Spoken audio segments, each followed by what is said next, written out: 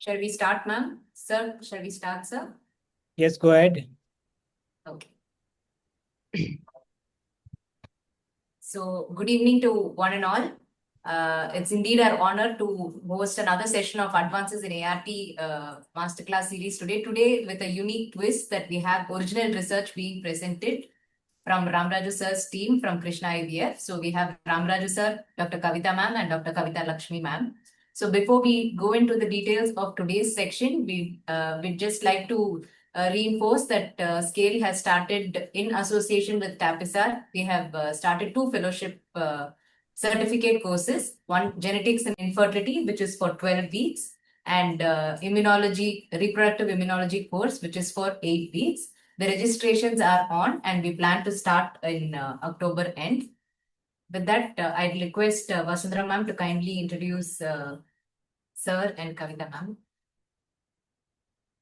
Warm welcome to all the delegates for yet another masterclass. This is my great honor to introduce my mentor and most inspiration. I've had lots of inspiration from Dr. Raju sir. Many students have trained across India with his wisdom and knowledge. We keep learning every day. So, sir is an emeritus professor at Human Genetics, Andhra Pradesh, and he's a honorary professor, adjunct professor, program director. He's got so many research publications and citations. So, if you just type his name, you will get a list of publications and research citations.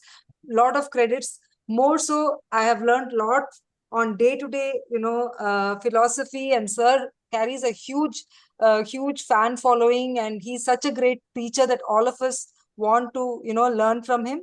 Thank you so much for accepting the invitation from the SCALE team and doing the follow-up of our part 1 FSH part 1 polymorphism series. This is going to be part 2. As Dr. Sindhuja said, this is going to be unique because can I have Dr. Kavitha Lakshmi and Dr. Kavitha sleep?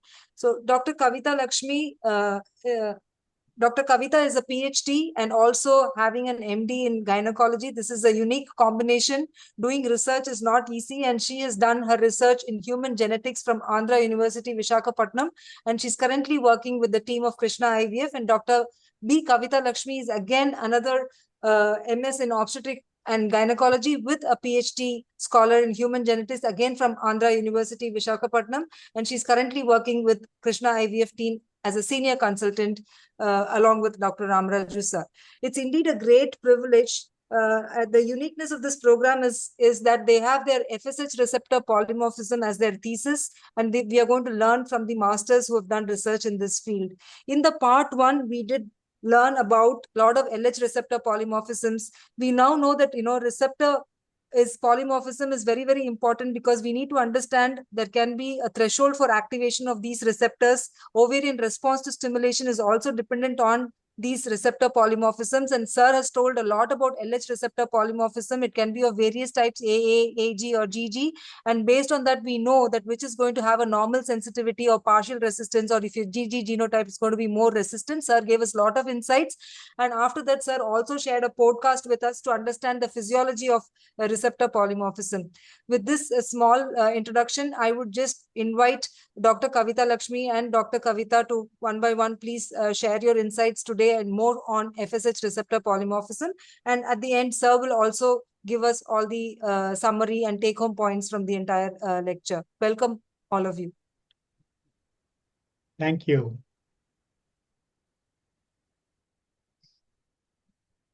Thank you, Dr. Vasundara, for your kind introduction.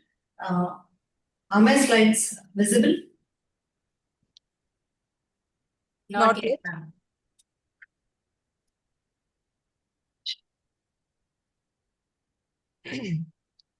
Yes, ma'am. Are they? Yes, ma'am. It's not on slideshow yet, ma'am. Okay.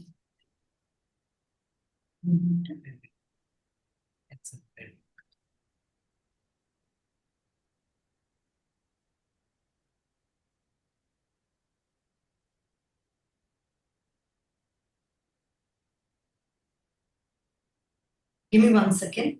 Sure, ma'am.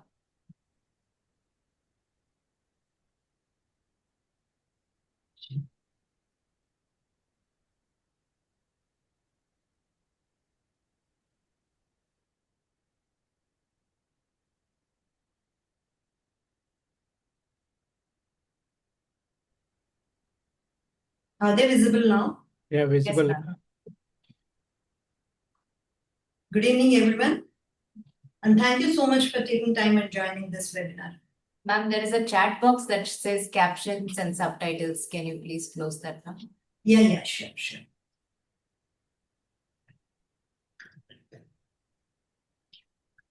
Just 1 second, give me 1 second. Sure.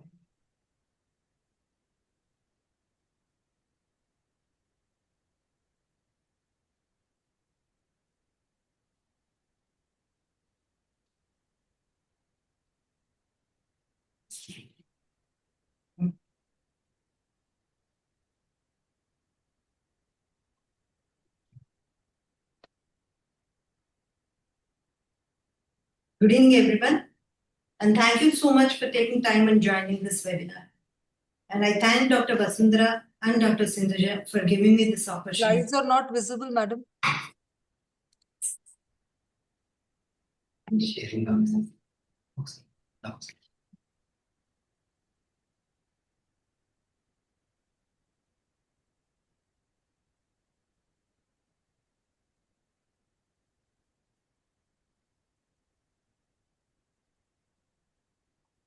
Yeah, keep sharing. Yes, Yeah, perfect. visible.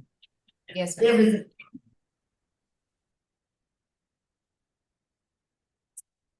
So over the next 15 minutes, I'll be speaking about FSH, follicular stimulating hormone receptor polymorphisms, and its role in assisted reproductive technology. The outline of my talk is Introduction to Polymorphisms and Receptors, Follicular Stimulating Hormone Receptor and its action, Follicular Stimulating Hormone Receptor 680 and 307 polymorphisms, role of receptor polymorphisms in ART, results of retrospective study conducted at Krishna IVF Clinic, followed by conclusions.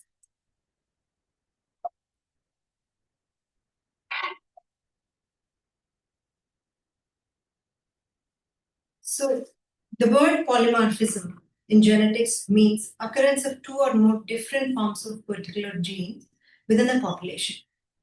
And these different forms of genes should appear at least in 1% of the population. And they usually arise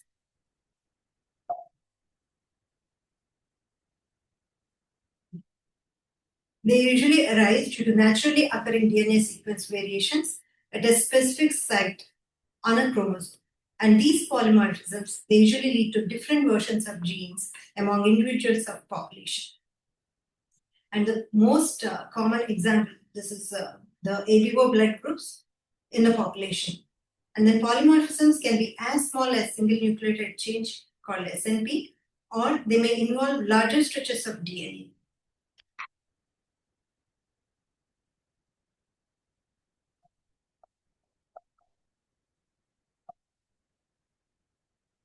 Sorry, I think I have, yes. And now what are receptors? These are specialized protein molecules located on the surface of the cell or inside the cell. And these receptors recognize and bind to specific molecule called ligand, such as a hormone or neurotransmitters or drugs.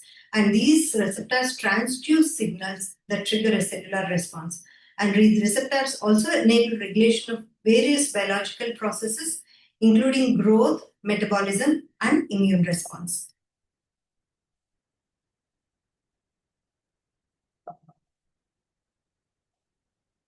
I'm sorry, there is a...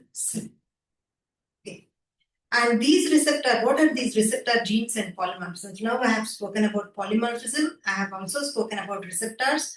And what are these receptor genes and polymorphisms? Receptor genes are nothing but DNA sequences that encode for protein receptors. And the polymorphisms in these receptor genes are existence of multiple genetic variants for the receptor genes. So most of these receptor polymorphisms are single nucleotide polymorphisms, that is called SNPs, and there is a change in amino acid sequence or expression levels of these receptor proteins. So most of these naturally occurring genetic variations in these receptor genes, they do not cause disease, but they may impact biological processes and clinical outcomes, especially in treatment scenarios. So they can alter the receptor sensitivity, ligand binding, intracellular signaling, and bring about differential clinical response to medications. So follicular stimulating hormone receptor is nothing but it's a receptor expressed on the granular cells, mediating the action of FSH on them, leading to ovarian follicular genesis. This follicular stimulating hormone binds to follicular stimulating hormone receptor, initiating the signal pathway, leading to regulating of the follicular growth and estrogen synthesis. This receptor activation, it stimulates aromatase activity, increases the estradiol production, which is essential for a dominant follicle development. So when you look at the action after the hormone binding to the receptor, there is activation of the G-alpha protein receptor at the level of the internal molecule of the cell, and then it stimulates the adenine cyclase and increases the intracellular cyclic AMP, and then this cyclic AMP in turn activates protein kinase A, leading to transcription factor activation in nucleus, and this in turn brings about gene transcription and protein synthesis, leading to follicular growth, estrogen production. So what happens in these follicular stimulating hormone receptor polymorphisms? This is a receptor polymorphism is a normal genetic variant, may not show up any alteration in normal situations and may go unnoticed. But when it comes to controlled ovarian hyperstimulation, this normal monofollicular development is completely disrupted, leading to polymorphisms, showing a different stimulation response to individual variations. And what happens in a stimulated cyclist? There is a modification in the receptor sensitivity to FSH, altered ligand binding, and it can impair or enhance signal transduction efficacy, leading to impaired or enhanced cellular response. So what is the role of these receptor polymorphisms in IVF?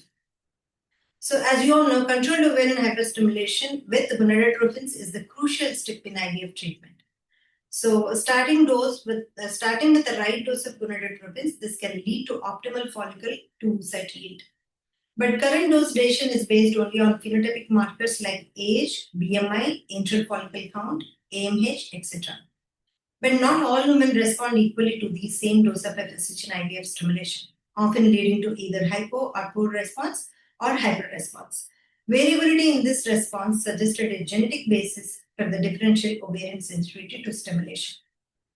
So these first polymorphisms were identified back in 1995 by Atimoho. So he is the first person to identify genetic variants in FSHR gene. So later, this work is followed by Professor Smith and Green, Manuela Simoni, Ulaf, and et al. And these people, they expanded the detailed knowledge of FSHR receptor biology, crucial for this reproductive medicine and IVF applications. So FSHR 680 polymorphism is the most commonly occurring polymorphism in follicular stimulating hormone receptor, and it is also one of the most widely studied polymorphism in IVF setup. So this is a single nucleotide polymorphism in the FSHR gene. There is a substitution of serine with asparagine at the codon position 680 of the receptor. This particular polymorphism is located in the intracellular domain of the receptor. This is crucial for receptor activation and downstream signaling. So moving on to receptor 307 polymorphism. This is also a single nucleotide polymorphism. Substitution of threonine by alanine at codon 307 of the receptor gene in exon 10. So this receptor polymorphism is located at the hinge region of the receptor, connecting the hormone binding domain to the transmembrane domain. This receptor polymorphism exhibits linkage disequilibrium with the FSHR 680. These two combination of genetic variations occur together.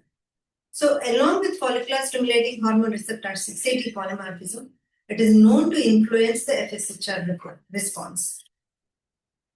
LH-CGR polymorphism at 312 position. This is also a single nucleotide polymorphism. This has been extensively studied, LH-CGR polymorphism, located in the extracellular domain, specifically in the extracellular loop, which involves in receptor binding and ligand activation. Here, there is substitution of asparagine to serine at this position. Variation in this polymorphism may influence ovarian response and pregnancy outcomes. So our study, moving on to our study, that is a retrospective study on follicular stimulating hormone receptor 680 and LHCGR312 polymorphism and phenotypic parameters and their role in ART outcomes. In our study, we compared the dose. We allotted the alleles as G and A based on the amino acid present at that particular level. We have allotted G for when there is a serine amino acid serine, and then A for the asparagine. So based on this, people were categorized to GG when there is serine and serine, GA when there is serine and asparagine, and AA when there is asparagine. And in the similar way, for the polymorphism at LHCGR312, so AA was denoted for asparagine and asparagine, AG was denoted for asparagine and serine, GG for serine and serine. The distribution of these polymorphisms among our study, which includes 1,714 participants, the GG polymorphism included 18% and GA 47% and AA 33%. So the observations which we made in our study were dose of FSH needed across the genetic groups, number of days of stimulation, oocytes retrieved, number of mature oocytes, fertilization rates, embryos formed, clinical pregnancy rates, and live birth rates. So in our study, when we compared the dose required across the different groups, we observed GG variant required lower dose compared to GA and AA groups, but the difference was not statistically significant. But in case of women over 35 years of age, there was statistically significant difference noted across different genotypes, with GG requiring a lesser dose compared to AA groups. In a live birth rates, no much difference was noted across the genetic groups in younger women.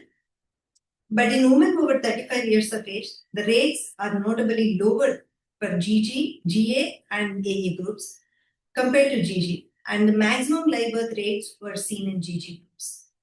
So the inference from this observation is older women with AA genotype require the highest FSHR dosage, highlighting the combined effect of genetic variation and age-related changes. And we did not find any difference in atrial follicular count across the genotypic groups, no difference in number of oocytes obtained, no difference in mature oocytes, fertilization rates, or blastocyst formed across the different genotypes. And later, we did a combined analysis of follicular stimulating hormone 680 and LHCGR312 polymorphism groups. So we found individuals with the combination of follicular stimulating hormone 680 GG and LHCGR312 AA required a lower total dose of recombinant FSH compared to other groups like AA and NAG and AA and GG groups. And in case of clinical pregnancy rates, the follicular stimulating hormone 680 GG and LHCGR312 GG groups had highest clinical pregnancy rate up to 55%, whereas in case of follicular stimulating hormone 680 AA and LHCGR312 AA groups, the clinical pregnancy rates were lowest with 36%, and this has showed a statistical significance with a p-value of 0.02. Similarly, when it comes to live birth rate, the follicular stimulating hormone 680 GG and LHCGR312 GG, there was highest live birth rates with 38%, and in case of follicular stimulating hormone 680 GA and AA groups, the live birth rates were lowest with 24%. And there was a statistical significance with a p-value of 0.02. So to conclude, women with follicular stimulating hormone 680 AA genotype required a higher dose of follicular stimulating hormone compared to other groups, but older women more than 35 years of age with AA genotype required a highest follicular stimulating hormone dose, And then genotypic guided LH supplementation appears beneficial when considering combined FSHR and LH-CGR profile. Lower pregnancy and live birth rates in women with follicular stimulating hormone receptor 680AA and GA genotypes, though not significant, not statistically significant. And combined follicular stimulating hormone receptor and LH-CGR polymorphisms suggest higher success rates for certain genetic profiles like GG variants, and the pregnancy rates were lowest with AA genotypes. AFC and BMI independently predict ovarian response with limited interaction with follicular stimulating hormone receptor 680 genotypes. So age, AFC, and BMI to be considered first for dose decision. Genetic markers provide additional insights for personalized treatment strategies. So potential for this genetic profiling is follicular stimulating hormone 680 and LH-CGR 312 polymorphisms together may serve as biomarkers for tailoring controlled ovarian stimulation protocols. Combining genetic and phenotypic data could optimize this ART outcomes. Thank you.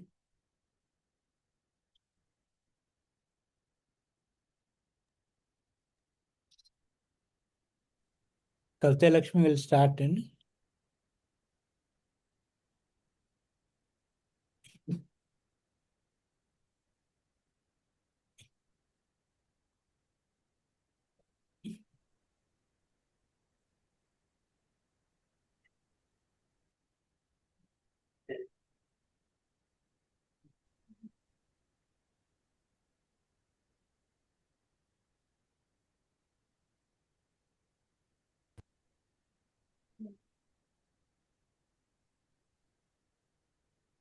Good evening, everyone. Today I am going to share our receptor work on the assessment of FSHR minus 29GA in combination with LH-CGR 18 insertion LQ and aspargine 312 serine gene polymorphisms as predictive genetic markers for ovarian response and reproductive outcomes in women undergoing in vitro fertilization with agonist protocols in assisted reproductive technology. FSHR minus 29GA polymorphism with the RS number 1394205. It is a single nucleotide polymorphism in the follicle stimulating hormone receptor in 5 untranslated promoter region. Substitution of adenine in place of guanine in minus 29 promoter region is associated with the changes in the receptor expression due to changes in the transcription factor binding sites. Mostly, the promoter region is present in the upstream of the gene, almost more than 10 nucleotides away from the transcription start codon. RNA polymerase, an enzyme which is useful for making the mRNA copy from the DNA in the nucleus, it enters to this promoter region and walks along the gene for a while till it reaches a transcription start codon and starts transcribing the mRNA copy and stops once it reaches the stop codon. This precursor mRNA gets modified into the mature mRNA and enters into the cytoplasm. When it is recognized by the ribosomes and FSHR protein synthesis takes place, and this receptor gets embedded in the cell membrane. And this promoter region is also a binding site for many transcription initiating factors. So any alterations in the promoter box results in the alterations in the rate of transcription.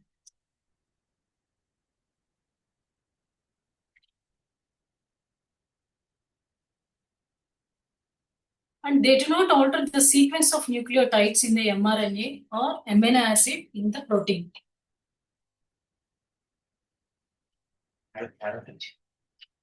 Experiments using the Chinese hamster ovary cells have demonstrated that A allele at minus 29 location, it leads to the lower transcriptional activity than the G allele.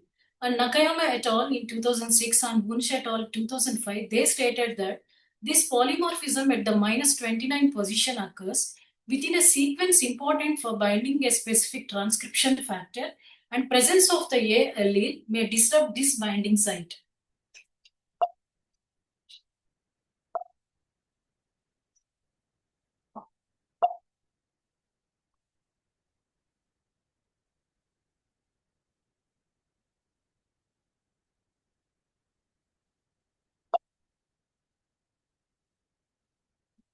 Unsheta 2005 showed no association between FSHR minus 29 GA and basal FSH levels or E2 concentrations in experiment done in 202 women.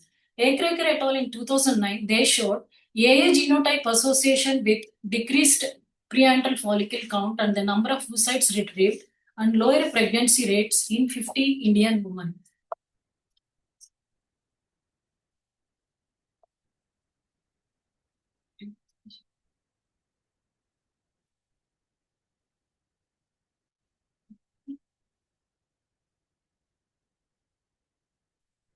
VIZAG et al. In 2011, on 100 subjects, they stated that 72% of the subjects with AA genotype at position minus 29 of FSHR gene were associated with reduced ovarian response and also conducted function studies on granulosa cells and found reduced mRNA expression and receptor protein expression in AA genotype.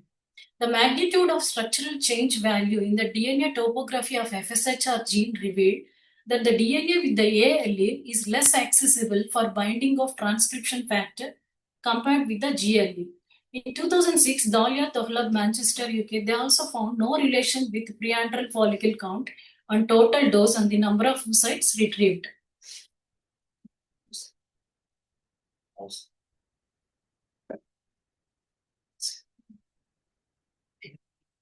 Due to the prevailing uncertainty regarding the utility of the FSHR promoter gene variant as a predictor of ovarian response and its outcome, this study aimed to examine its relationship with the ovarian reserve parameters, and the primary endpoint is the total gonadotropin dosage requirements in each genotype, and secondary endpoint encompassing the clinical pregnancy and live birth rates within a large cohort of 1,714 samples.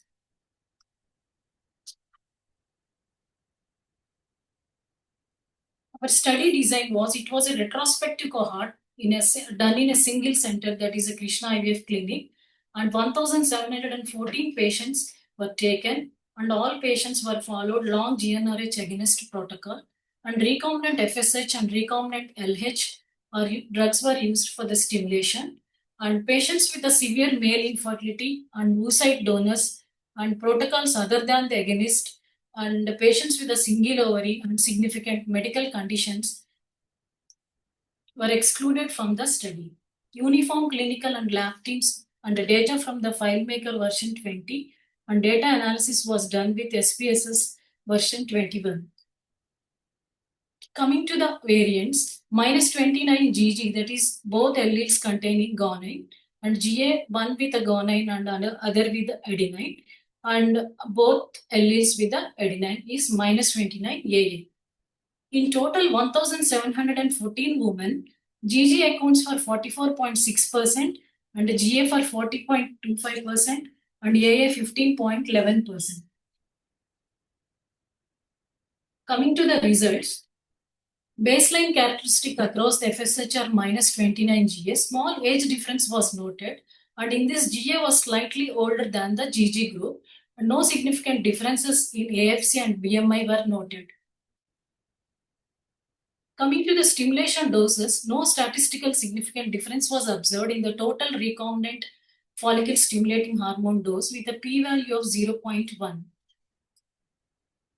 Coming to the oocyte yield, the GG genotype was associated with a statistically significant increase in the number of oocytes retrieved compared to the GA and AA genotypes. This effect, however, became non-significant after adjusting for potential confounding factors like female age, AFC, and BMI. Coming to the clinical pregnancy and live birth rates, a marginal association was observed between FSHR minus 29 genotype and clinical pregnancy rate. Individuals with the GG genotype had a slightly higher clinical pregnancy rates compared to those with the GA and AA genotypes, and this association became weaker after adjusting for potential confounding factors, and no significant association was found between FSHR minus 29 genotype and live birth rate. Chapter 2 assesses the combined effects of FSHR minus 29 GA with LH-CGR and 312S on ovarian response and IVF outcomes. LHCGR and 312S polymorphism, it is an SNP in the LHCGR gene located in the exon 10 on the extracellular domain, specifically in the extracellular loop 2, which is in the receptor binding and ligand activation site, and substitution of asparagine to serine at this position. And this polymorphism is close to the glycosylation site, so it could influence the receptor sensitivity variations in this polymorphism and influence ovarian response and pregnancy outcomes. Coming to the variants, 312AA is both the alleles containing asparagine, the AG is asparagine and serine, and 312GG is both containing serine. Coming to the results, stimulation doses when both combined, there was no statistical significance when FSHR minus 29 alone was taken with a p-value of 0.1, and some trends were observed with a p-value 0.07 for LHCGR and 312S, and no significant interaction effect was noted when both were combined with the p-value 0.14. Genotype combinations of FSHR minus 29GG and LHCGR minus 12AA, lower total dose of FSH was required. This was mostly 2,514 units. But for genotype combinations of FSHR minus 29AA and LHCGR minus 312GG, they need a higher total FSH requirement, a dose of about 2,722 units. And remaining genotype combinations, the total FSH dose requirements ranges from 2,750 to 2,865 international units. Coming to the oocyte yield, there was a statistical significance for FSHR minus 29 with the p-value of 0.04, and statistical significance also noted for LHCGR, the p-value of 0.003, but no interaction effect was noted when both were combined with the p-value of 0.34. Coming to the clinical pregnancy and live birth rate, FSHR minus 29 GA, it has a statistical significance with the p-value of 0.04, and for LHCGR and 312S, statistical significance was noted with the p-value of 0.01, and the interaction effect also showed a trend with the p-value of 0.07 when both were combined. Coming to the live birth rates, FSHR 29, no statistical significance noted, and LHCGR and 312S with the p-value of 0.03, statistical significance was noted, and no significant interaction effect was noted when both were combined with the p-value 0.20. But some trends were observed. The FSHR minus 29 GG and LHCGR 312AA combination, they showed a trend towards requiring a lower dose of medication and higher pregnancy rates compared to FSHR minus 29 AA and LHCGR 312 GG combination. All G alleles, FSHR minus 29 GG and LHCGR 312 GG in combination, they have a higher pregnancy rates when compared to FSHR minus 20 AA plus LHCGR 312 AA group. Chapter 3 assesses the combined effects of FSHR minus 29 GA with LHCGR 18 insertion LQ on ovarian response and IVF outcomes. LHCGR 18 insertion LQ, the luteinizing hormone and the human chorionic gonadotropin receptor, it was involved in the insertion of 6 base pairs, that is CTG-CAG at the nucleotide position 54 with the RS number 4539842, an insertion of 2 amino acids, leucine and glutamine in the signal peptide region. Structurally, this variant affects the LH changing and how the protein folds and moves within the cells and inserts into the cell membrane. In terms of the function, this showed increased activity in the cell structure, possibly because it moves more efficiently and has higher levels on the cell surface.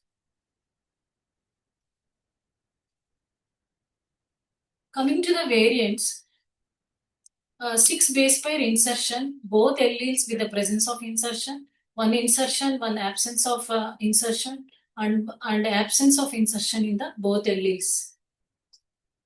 Coming to the results, stimulation doses, There was no statistical significance when FSHR minus 29 alone was taken, the p-value of 0.1, and no statistical significance with the p-value 0.4 for LH seizure 18 insertion LQ, and no significant interaction effect was also noted when both were combined with the p-value of 0.39. Coming to the oocyte yield, there was a statistical significance when FSHR minus 29 alone with the p-value of 0.05, and no statistical significance in the 18 insertion LQ with the p-value 0.36. No significant interaction effect was also noted when both were combined with the p-value of 0.51. Coming to the clinical pregnancy rates and live birth rates, FSHR minus 29 GA showed a statistical significance with the p-value of 0.04 and no statistical significance in the 18 insertion LQ, and no significant interaction effect noted when both were combined. Coming to the live birth rate, no statistical significance in the FSHR minus 29 alone with the p-value 0.1 and no statistical significance in the LH seizure 18 insertion LQ alone with the p-value 0.9, and no significant interaction effect was noted when both were combined. But some special trends were observed. These are the combination of FSHR minus 29 AA and LH seizure exon 1 insertion LQ. They showed a trend towards a higher number of retrieved oocytes. Combination of FSHR minus 29 GG and LH seizure exon 1 insertion LQ, they exhibited a higher rates of clinical pregnancy and live birth rates. To conclude, the FSHR minus 29 GA variant shows minimal influence on the ovarian response and IVF success, indicating it is not a strong standalone predictor. Combinations of FSHR 29 minus 29 AG and LH seizure N312S and LH seizure 18 insertion LQ polymorphisms, they may modulate the ovarian response, but their overall effect remains modest. Patients' age, ovarian reserves, treatment protocols, and environmental influences, they significantly overshadow the genetic effects. Genetic testing for FSHR minus 29 GA alone offers a limited utility in guiding the IVF decisions, so a multifactorial approach is essential. Strengths of our study are, it is a large single-center cohort with 1,714 patients with uniform protocol and 2 independent combined analysis and detailed genotyping workflow and consistent lab conditions. Limitations are, it is a retrospective design and with the potential residual confounding and small number for insertion LQ homozygotes, and generalizability is limited to the Indian Asia Pacific population and marginal p-values which needs cautious interpretation. Future directions were prospective multi-center validation with adequate power for insertion LQ homozygotes, and functional assay should be conducted on the granulosa cell FSHR and LH seizure expression versus the genotypes, and interaction with other gene variants and environmental factors, and integrate deep learning based follicle tracking with genotype guided dosing, and cost effectiveness of pharmacogenomic controlled ovarian stimulation in India. Thank you.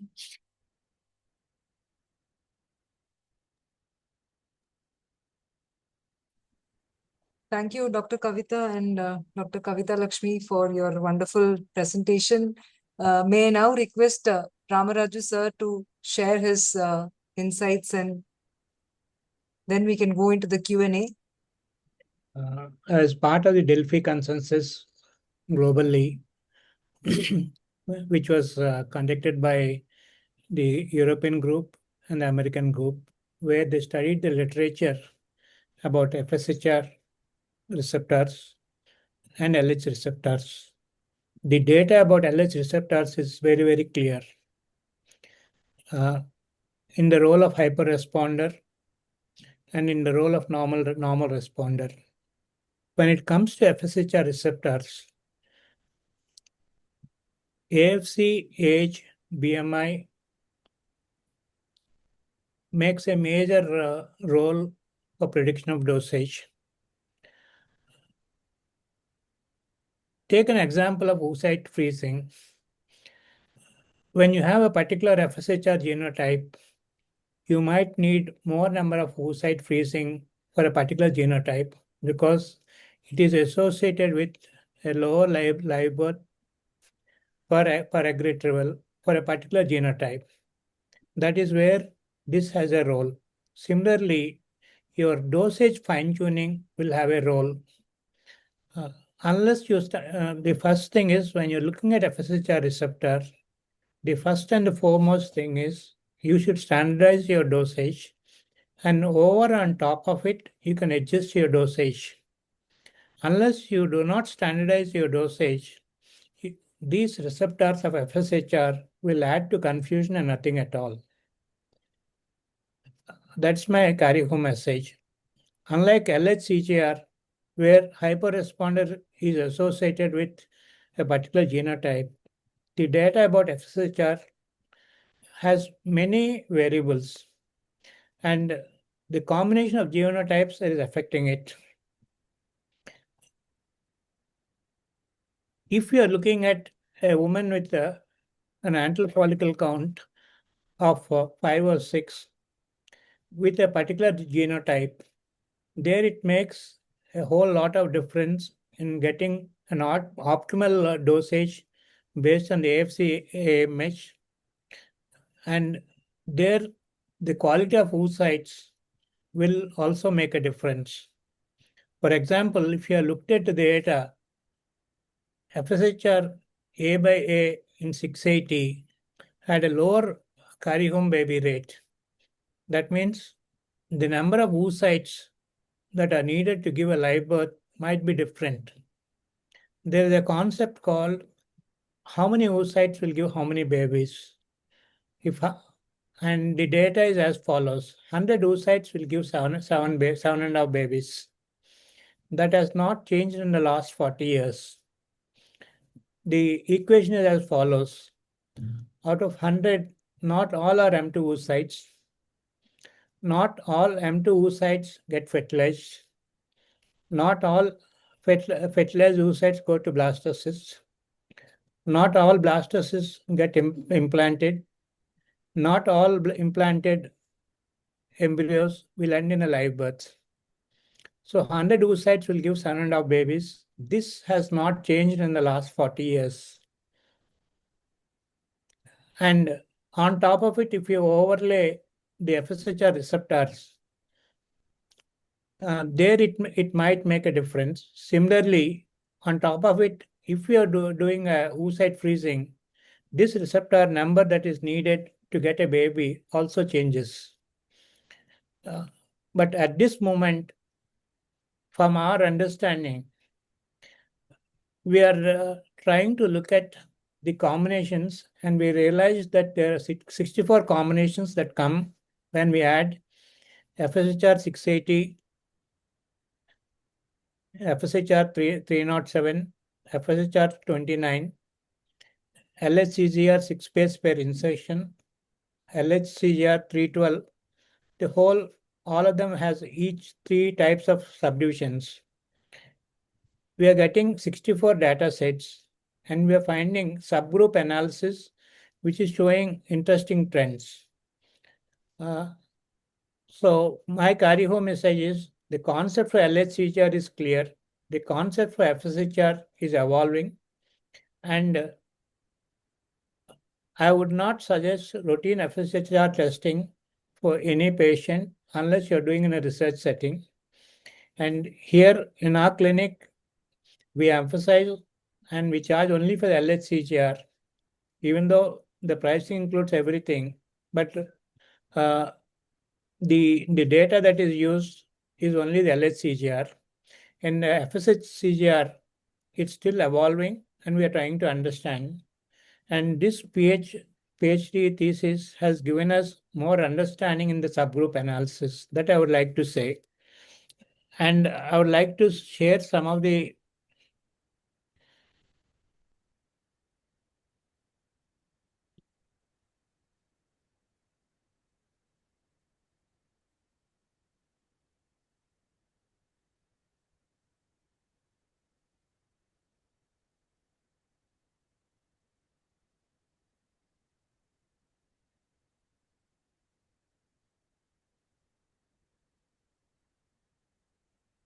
So if you look at this slide, there is no impact on the total FSH dosage. There's a weak association with the oocyte yield. And the most important thing is it should not be used as an isolated marker. Unlike LHCGR, you can use it as an isolated marker.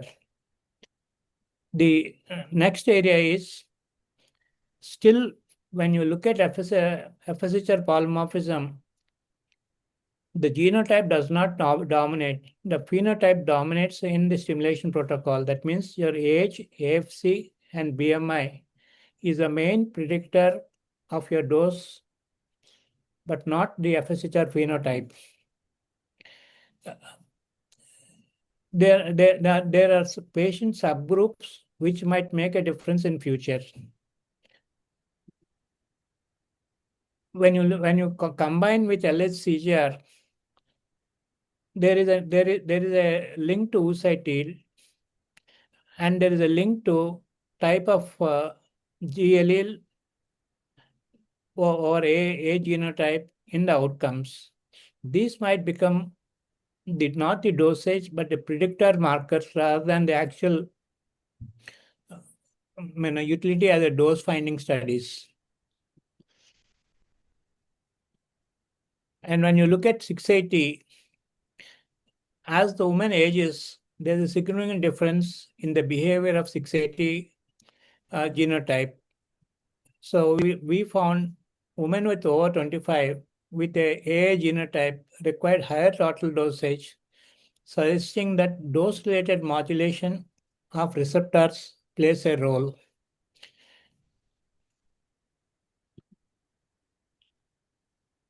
So on the impact of the pregnancy rate, again, when you're looking at the lowest outcomes, if you look at the second slide, lowest outcome combination, FSHR 680 A by A, 312 A by A had the lowest clinical pregnancy rate, while another genotype had the lowest live birth rate.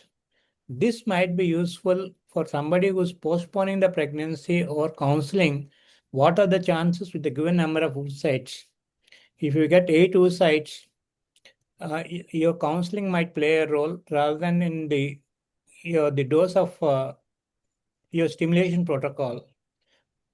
In LHCGR, it plays a major role of LH supplementation, but when it comes to FSHR receptor, this data at the present moment is useful in helping to counsel the patient, or when it comes to oocyte freezing, the number of oocytes required for a particular genotype might vary. That's the carry-home message. So the dose implications is on the left side, you have the 680. On the right side, you have the 29. There is modest but slightly difference in the stimulation protocol of 200 to 350 units across the subgroups. And whereas in a 29, that is not equally seen. So when it comes to FSHR, phenotype is the first and the most important standard. That means your simulation should be primarily guided by antral follicle count, age, and BMI as the starting dosage. The genotype may help in fine-tuning your dosage.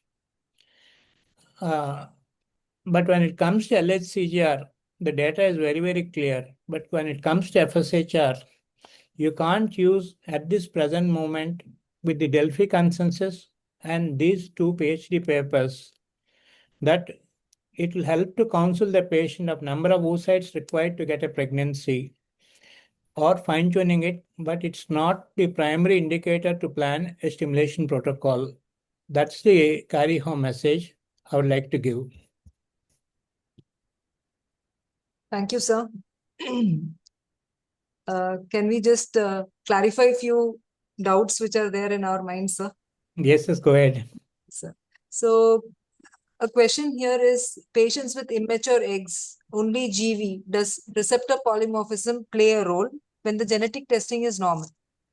The answer is no. because it depends on the trigger.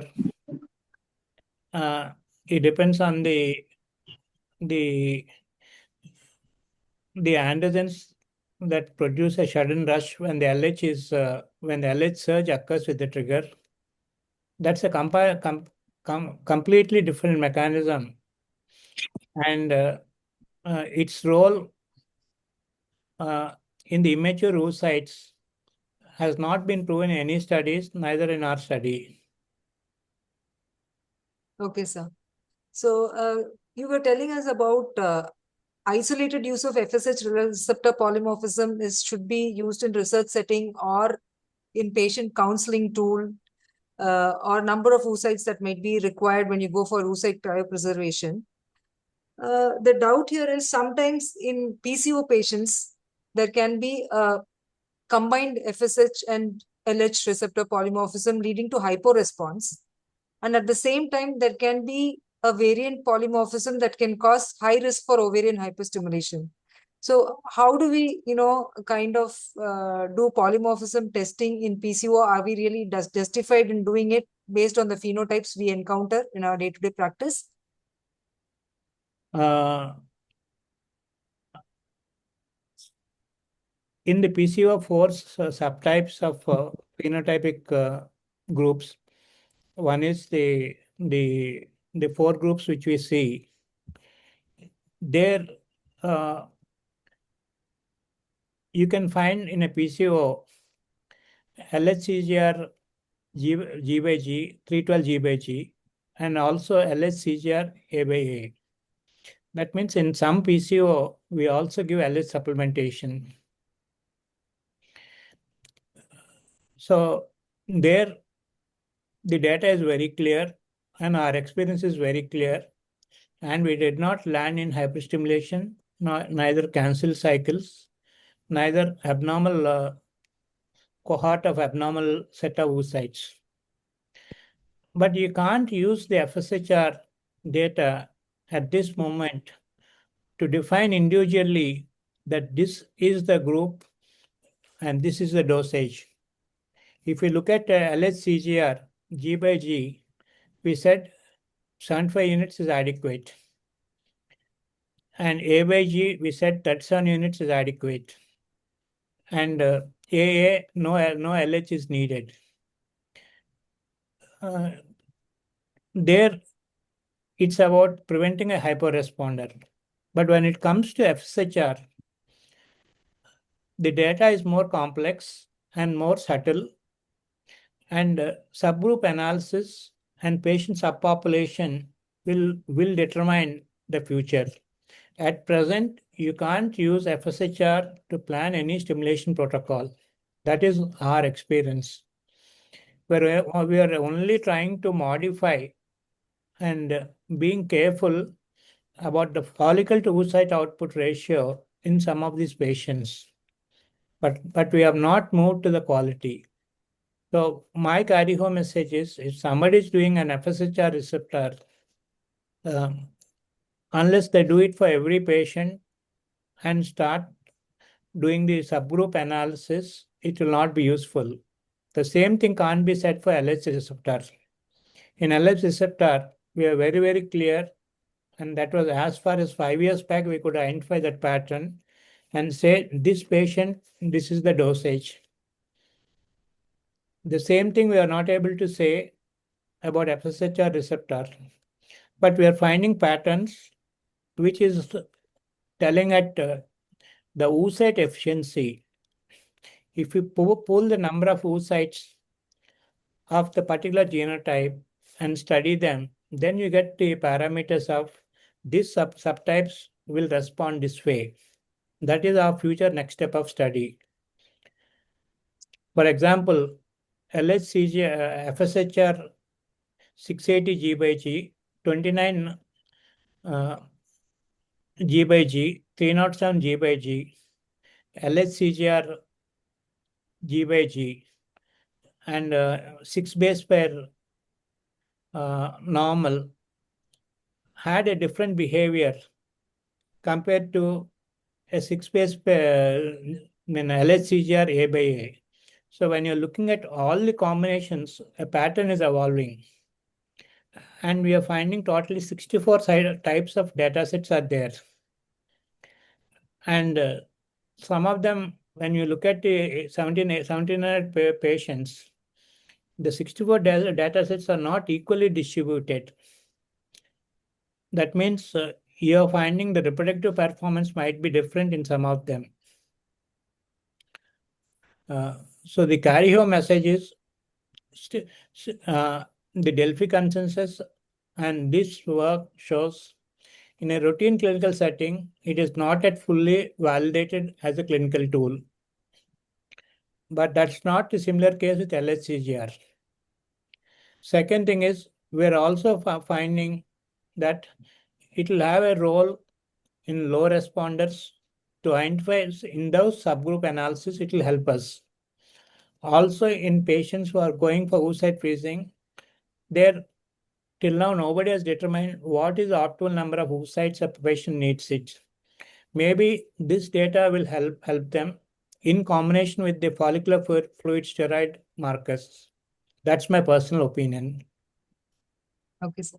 So as you rightly was telling us about advanced maternal age, like above 35, generally we know that the receptor expression is also coming down and the signaling is also different. So most of us in our clinical practice routinely are using HMG in our advanced age group patients directly. Aren't we justified in using recombinant FSH plus HMG in this group of patients where we have a combination of, receptor sensitivity that is happening? We will be better off in stimulation in these group of patients when we use both, sir? Even the recombinant protein FSH and the FSH in the HMG is not structurally similar. There I personally feel when the molecule gets attached to the FSL to the receptor, each type of protein has a different behavior. And you are producing two types of protein to get attached to the receptor. Then the behavior has not been studied at the granular cell level. And we do not know whether there is a synergistic action or a negative action. We do not know. And that has been never published or studied by any groups. The attachment of the receptor, whether it's recombinant FSH or from the protein that is from the HMG, the urinary protein, when they attach to the receptor, the binding capacity is different. And the dislocation of that is different. So I personally feel not to use two different types of protein in a stimulation protocol. That's my personal opinion. So given a choice, you would use recombinant FSH plus recombinant LH in a patient who is advanced maternal age, sir? From 2012, we have been using only recombinant for every patient. No, I understand, sir. So we just want to understand in advanced maternal age group. So it is a combination of recombinant FSH plus recombinant LH. That's what. Yeah, suppose if you look at on the second day of the cycle for advanced maternal age, if you do FSH LH, you find a reversal of FSH LH ratio. The FSH might be 5 and the LH might be 2. There you have to give LH supplementation.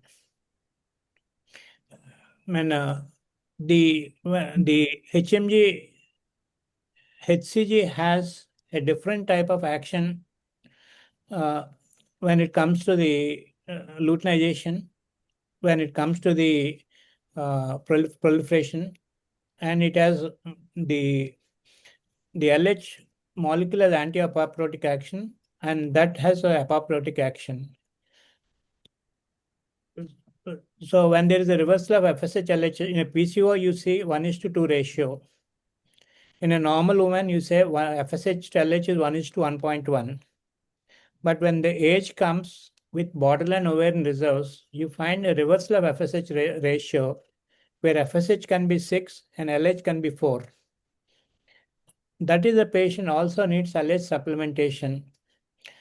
There, either stick to a single product of HMG without addition of recombinant FSH or LH, or if you are following recombinant protein, add LH supplementation there. That is my advice.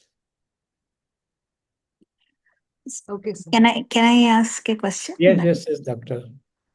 Good evening, sir. This is Vani here. Yes. Sir, sir, I have a couple of questions. You said in this FSH polymorphisms, the requirement of FSH was high. How was it determined? Like number of days of stimulation required was high. That is one question. And another one is in PCO also, I know that you go for long protocols. And there, the FSH is the one which is causing hypostimulation. So LH, you're determining the how much should it be, like 37.5 or no LH or 75 based on the LH receptor polymorphism. You will control your LH, but how do you determine how much of FSH to use? And because you never land in hypostimulation, how do you avoid that? So these two questions for now. And First thing is, once we finished the study, we started using antagon in some patients, but the criteria to use antagon is AFC 30 and AMH above 4 to 5 is the criteria when we use antagon protocol. There, we also estimate the testosterone and try to reduce the testosterone with metformin before we start the stimulation protocol. And there also we are not using freeze-all protocol, and we're using fresh stimulation protocol. That's when it comes to the second thing is, when we do the starting dosage, we do the starting dosage based on the age, AMH, comorbidities. I'll just share the slide.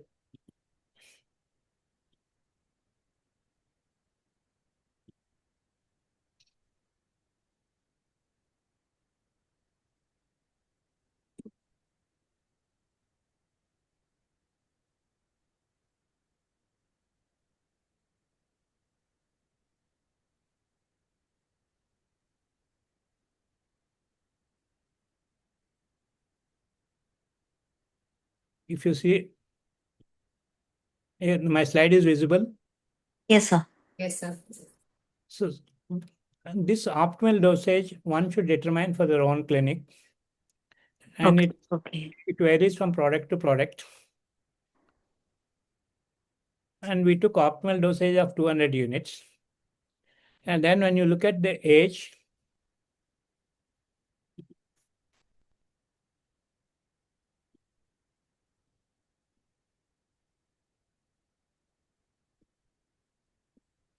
when you look at this control, you have a control here. You have a control here. If the age becomes 25, I minus 25 units. Okay. If the age becomes 20, I minus 50 units. If the age becomes 33 plus 25, if age becomes 37 plus 50, but we never cross 300 units. Similarly, when it comes to BMI, if the BMI is 22, we minus 25 units. If it's less than 20, we minus 50 units. If the BMI is 30, we add 25 units. If the BMI is 35, 50 units.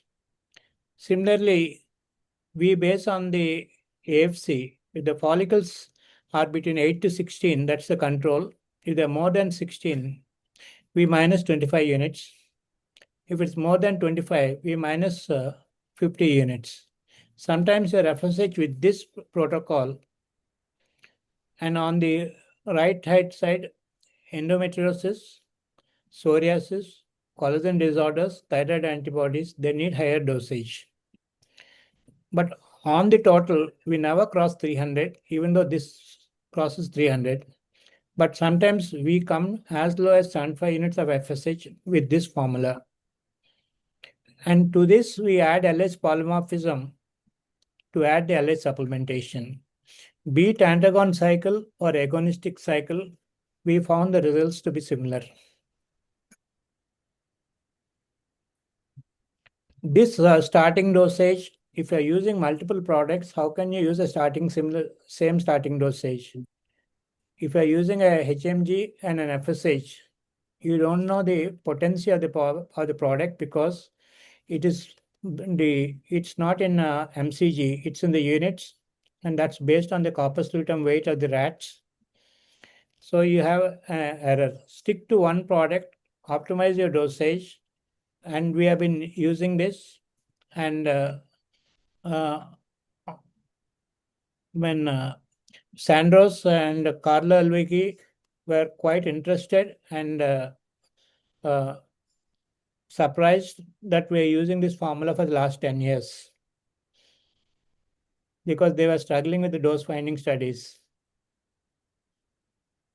Yes, sir. That's the biggest question in the stimulation of But particles. we have been using it for the last 10 years. I think you've standardized it for your recombinant FSH, sir. All of Yes. us have to standardize. One thing is we use only a single product of everything. Yes, sir. That's a very Uh, important point for all of us. Like nobody said HMG is inferior. Who said that? But stick to one product so that you know the behavior of that particular molecule.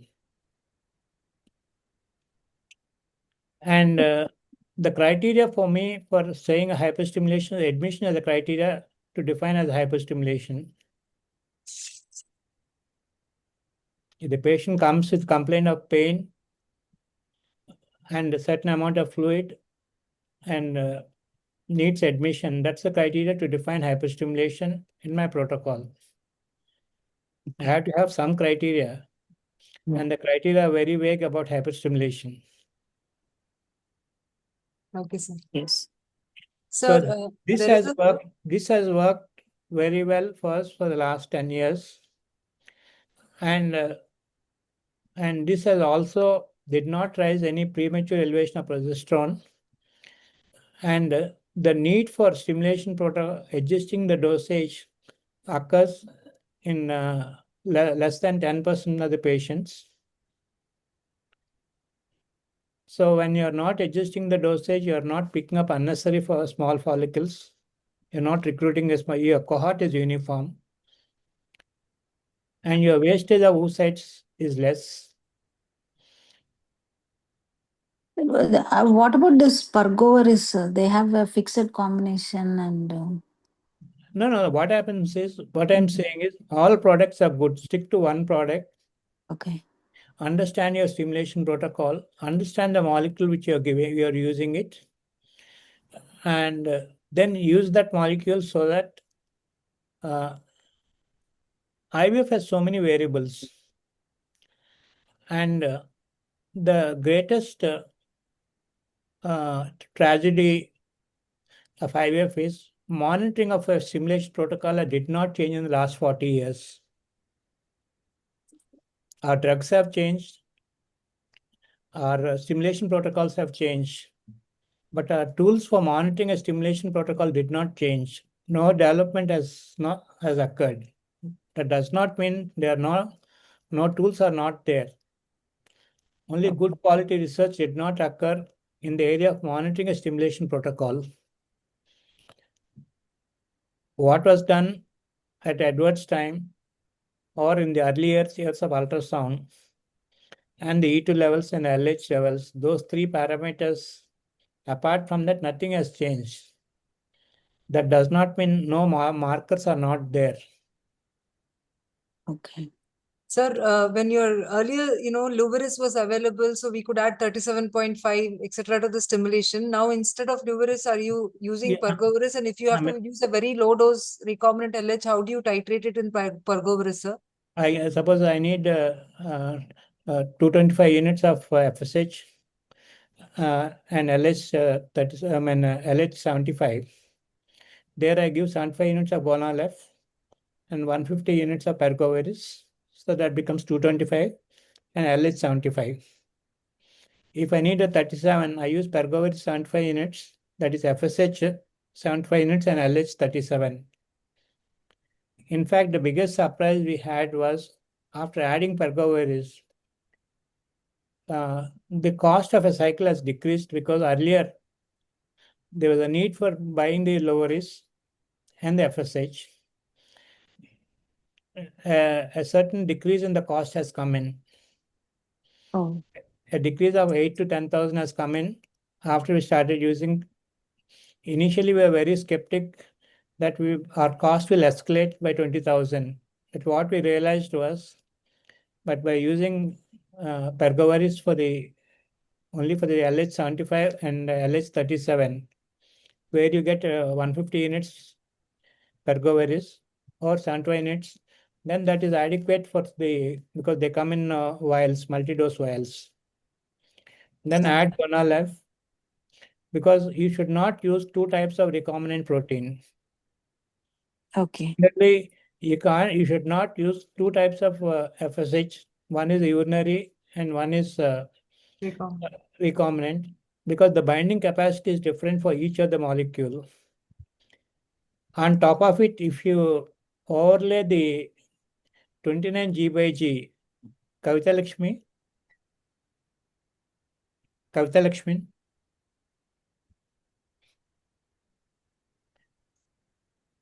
because in 29 G by G, the promoter region, the amount of receptors that are available is decreased. So the binding capacity is lesser. And on top of it, if you have an inferior product, then you do not know the binding capacity. Kavitha Lakshmi, can you explain the 29 G by G? Sure. What exactly happens? Okay, sir.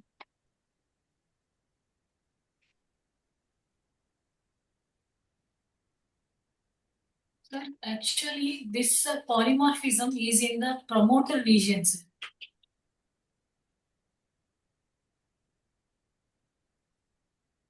Mostly, a promoter region, it is present in the upstream of the gene, almost more than 10 nucleotides away from the transcription start codon. And the RNA polymerase, an enzyme which is useful for making mRNA copy from the DNA in the nucleus, it enters through this promoter region and walk along the gene for a while until it reaches the transcription start codon and then starts transcribing the mRNA copy and stop once it reaches the stop codon. This precursor mRNA then it gets modified into mature mRNA and it enters into the cytoplasm where it is recognized by the ribosomes and then FSH protein was synthesis takes place and this receptor gets embedded in the cell membranes. And this promoter region, it is also a binding site for many transcription initiating factors. So any alterations in this promoter box, it may result in the alteration in the amount of the receptor produced. So it doesn't alter the sequence of the nucleotides in the mRNA or amino acid in the protein. So if the amount of receptor is lesser, Yes. and then you have a different molecules, the binding capacity of each, you will be producing completive binding at the site, which is based on the charge of the molecule, the positive charge and the negative charge, the amount of charge that protein has. So a particular protein has a higher opposite charge, then it binds it much more longer. Then the other protein may not have space to bind. That's the actual reality when you look at the receptor binding activity. Can you explain that, Kavitha Lakshmi? Sir, actually what happens here was instead of a guanine, if adenine was there, it is disrupting the transcription binding sites. So they're not able to, the transcription process is getting affected, sir, here actually. In studies, actually they discovered. So in that context, by giving two molecules Are we helping or disrupting? I do not know. Maybe by changing the amount of the dose, just we have to see. I think What I'm saying is, if you're giving a urinary protein and a recombinant protein, the charge of each particular molecule will be different. And that makes the efficiency of its binding, and the internalization sometimes happens with certain receptors. Certain receptors, the receptor gets exhausted and the molecule is re-released. So those are the areas are still evolving, and we don't have much expertise in the chemistry of molecular binding at the receptor. But the carry home message is, I would prefer not to mix molecules because of the receptor binding activity. But I would say that efficiency comes down of the intention we have. So while we are on that, sometimes we use either clomiphene or letrozole to our exogenous FSH to have an endogenous FSH component as well. So does that combination also works the same way, or is it any different? Because what happens is, if you look at it, depends on the age of the patient. An younger woman and an older woman has a different glycosylation of the FSH molecule. So those also makes a difference, because the FSH amount of glucose binding sites are different in a younger woman and older woman. Okay. That plays a role, but not much studies have been done in relation to the protocols and its efficiency on the receptors, because we are only looking at whether we are able to produce a oocyte in a poor responder, but we are not looking at how efficient that process is and what is happening to the oocyte. Are we producing nuclear maturity and cytoplasmic maturity, which the embryologist should answer? And they should give the feedback about the oocytes, whether while they're doing the ICSI. Okay. Whether Actually, there is a question on the chat box which is there, sir. Does FSHR polymorphism patients present with any particular type of oocyte dysmorphism? The answer is no. The answer is we could not find anything. But when you look at LH receptor gene, LH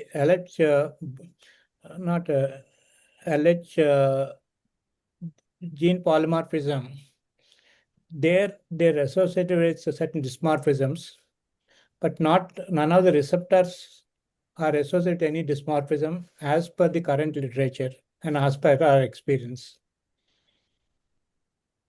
So, do you add LH in the second half of the cycle for final maturation, or continue only with Rec FSH, sir?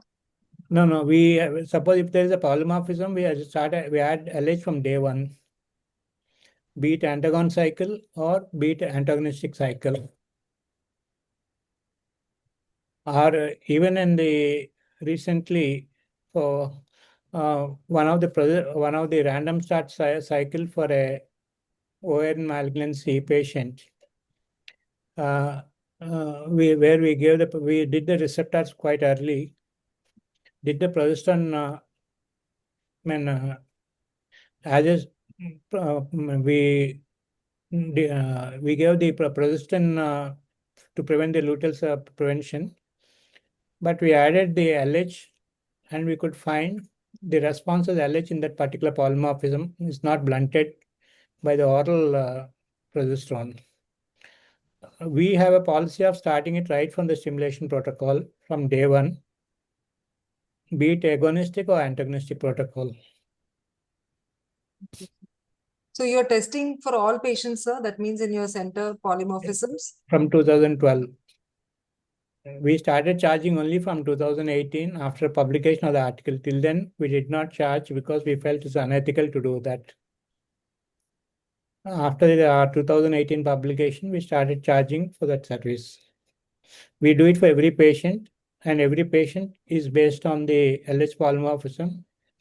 We start when no LH, LH75 or LH37. Sir, if you look at different blood groups, sir, so there is some association of O blood groups having lesser response compared to, A blood groups having better response.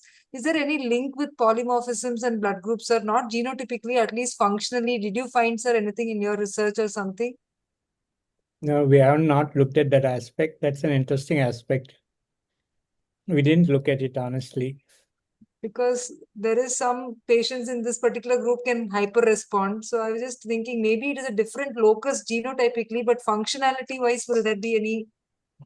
I'll ask them to look at the data from that point and then give a feedback, because for all these patients, the groups were there. Any particular pattern is there in different groups. Okay, sir. Sir, and also your lot of research in FSHR. Have you also done estrogen receptor polymorphism, sir? That also will give us a lot of insights in implantation or anything. It's all research only, sir. Since you are doing in this field, I just thought to ask the alpha and beta receptors. That's our next project, looking at progesterone resistance and looking at estrogen receptors and progesterone receptors at the endometrium. That's what we want to look at the next project. Continue with this project, but over and above that, we want to add for the stimulation protocol AMH polymorphism is one thing we wanted to add next. And at the endometrium, look at the progesterone resistance and look at the endocrine receptors in the preliminary. At a later point, go into the immunological aspects. Because each is a thread, and if we untangle it, it's becoming a knitting ball, which we are tying around ourselves. And to untangle it is taking 2 to 3 years to understand basic 1 point of clinical practice. So, I would say that to just say that this group of patients need LH supplementation took us 8 years to deliver the message. That's a single line in a scientific literature. So just to understand, since you're doing it since 2010, all of us, for us, when should we actually do LHCGR testing? Just summarize in Poseidon 1 and 2, definitely should we do, or what is your advice to all of us? For LH receptor, I would say that if you're using recombinant FSH and if you have started the concept of ongoing hyperresponder, that means with adequate FSH dosage and follicles are seen, but the rate of growth of follicles is lesser than desired, or the E2 level rise is lesser, there add LH supplementation. That's the first step one should practice. After practicing that for 6 months, then you know who needs LH supplementation and what's the benefit. Then ask for LH receptor for every patient to improve your results. Without doing that first step, why I said the first step is, the first step will help you to stabilize your starting dosage of your stimulation protocol. Without stabilization of the starting dosage of the stimulation protocol, all these polymorphisms are waste. So I would emphasize that stabilize your starting dosage with the fixed metrics. Then look at ongoing hyperresponder. There add LH supplementation. Then only after using it for 6 months, then move to LH polymorphism as a test for every patient. Regarding FSHR polymorphism, I'm not recommending it because it is too complex at this moment of time. Sir, main message here is we should not be using this as a counseling tool for patients who have had a poor response. We should do that is what is happening. poor response and LH polymorphism, FSH polymorphism have nothing to do with that. Sir, can anyone replicate your model of starting dose, calculating the starting dose? Now Sandoz and Carl Elvega started it. Okay. So this means if we have to calculate LH based on the receptor polymorphism, do you think it's better to use your idea of protocol for fixing the starting dose and then using this? Because what happens is the whole concept came of adequate stimulation, adequate starting dosage. Okay. A hyper-responder is a subgroup of patients with adequate starting dosage. Your follicles do not grow because of LH polymorphism and they need LH supplementation. Okay. But without adequate starting dosage, none of them will work. Okay. There is a question here. Can we add LH for all patients without checking receptor polymorphism? No, I never said you should do LH polymorphism. I've said with adequate starting dosage, if you're getting a hyper response and your follicles are there in the ultrasound, but they're not growing, provided you give an adequate dose of FSH, then add LH. LH is not needed for every patient. So the question of adding for every patient does not arise. These are subgroup of patients. In fact, in 2019, the ICMAT has added hyper responder as a third group to poor responder, hyper responder, and hyper responder. That means the concept is evolving only in the last 5 years. Okay. So for a hyper responder, the whole thing is with adequate FSH dosage is the first thing. So can HMG also be used in this way? Yes. In fact, what happens is, provided the quality of product is consistent, I would also advise dilute 1 ampule of HMG and estimate the HCG in that. If there is too much of HCG, don't use that batch. Use a different batch. That way you can decrease the amount of HCG in the HMG. Some batches will have 75 units, some batches of HCG, some batches will have 150 units, and the bioequivalent of HCG and LH is vastly different. But you can dilute a vial and estimate the HCG, and different batches will have different HCG, and use the batch with the lowest HCG. That way, you're avoiding the premature progesterone rise and also a much lower LH supplementation, where it is actually the HCG you are supplementing it. Yes. That is one way of, we used to do that between 2005 and 2010. So the same model to fix the starting dose of HMG. Yes. Okay. Thank you so much, sir. You wanted to say something, sir? Please. No, I'm not sure whether we did justice, but we wanted to throw a light. No, sir, this is such a complex topic, and with presentations from PhD scholars who have done research in these polymorphisms, and with your practical insights, at least we could understand what these polymorphisms are and why we should be using it, how to standardize the protocols, and why not to mix two different brands and two different molecules of different action. Lot of practical insights we have, sir. We should understand the evolving science also, and no other expert other than you who has done so much research since 2008 could, tell us in a 1 hour session. So that was really a cooked recipe for all of us. Thank you so much, sir. And thanks everyone for interacting and asking your questions with sir. Thank you so much, sir, for spending, and thank you, Dr. Kavitha and Dr. Kavitha Lakshmi, for such a wonderful presentation and your insights on your PhD thesis. It was really wonderful to host all of you in this masterclass. All of us benefited a lot from this session, sir. Thank you so much. Also, one question to sir, Yes, if ma'am. I'm allowed, Dr. Yes, Kundavi ma'am. here. Please. Yes. Sir, like in a hyper responders, the mega sets trial, and everybody said you start an highly purified HMG so that you can avoid hyperstimulation.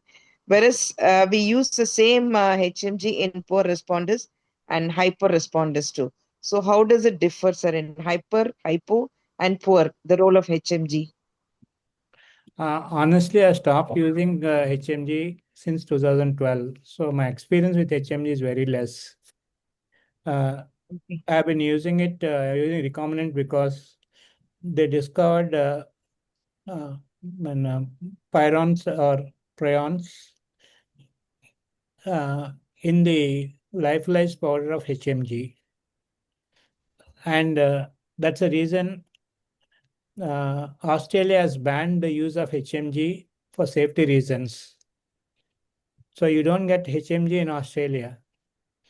And the HMG that is available in US has a different manufacturing process compared to the one that's in India.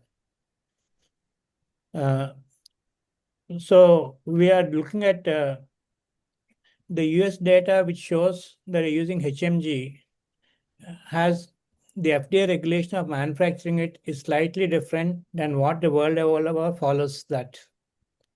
So, regarding your question, since I don't use HMG, I won't be able to comment on that. Okay, sir. Because I feel there's too much of batch-to-batch inconsistency in that product. Even with the highly purified, sir, like Menopure and the Menatos? What happens is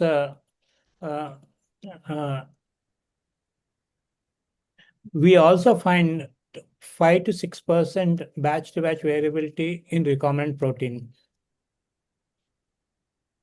So even though the data shows there's no batch-to-batch variability, we are finding 5 to 6% difference in batch-to-batch variability in recombinant protein. Because we make it a point to write which batch we have used in a particular patient. If there's a change in batch, we also document that. And we are finding a very small difference in the recombinant protein. So what we do is, for each file, we write the batch that is used, and you might be able to pick up the difference because once you start analyzing the results of the total ooze follicle to oocyte output based on the batch number, you get certain insights. That's my suggestion. Thank you, sir. Thank you, sir. Good. Thank you, sir. Thank you, everyone. Thank you so much, sir, Thanks. for this session.